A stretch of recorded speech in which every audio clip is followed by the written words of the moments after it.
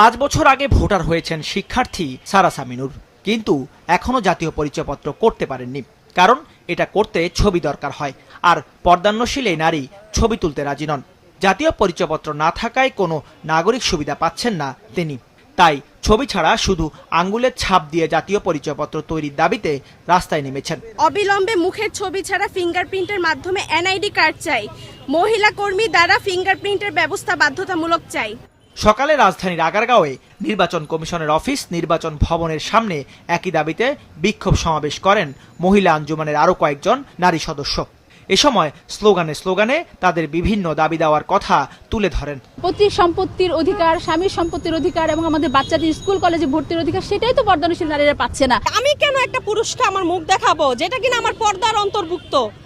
এখানে হচ্ছে মেয়েটা দেখানোর কারণে তার একটা গুণ, সে বেপর্দা হচ্ছে। এখন আমরা যখন ছবি